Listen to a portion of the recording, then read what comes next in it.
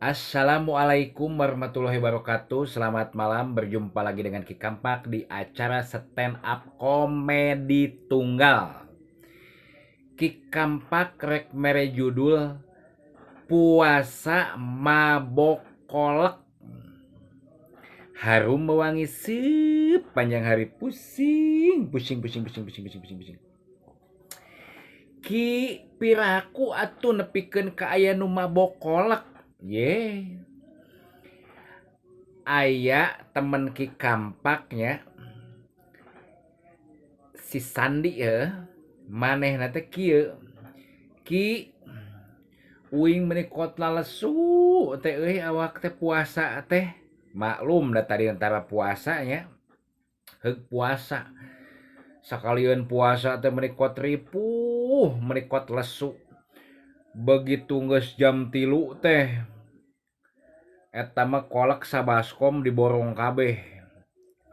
Dihitung aya sabaraha nya 10. Kolak diborong kabeh, bala-bala nya. Sagala dibeli eta mah da. Pisang naon nya, es nya. Begitu pas tok bedug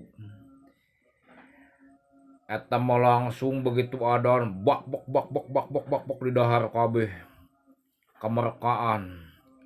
Begitu salat maghrib nya, geus maghrib tambah deui manehna asinan setengah baskom. Eta mah da begitu taraweh teh pas ruku borolo teh utah dina sajadah pinuh. Ampun, nemen-nemen teuing ai manesan.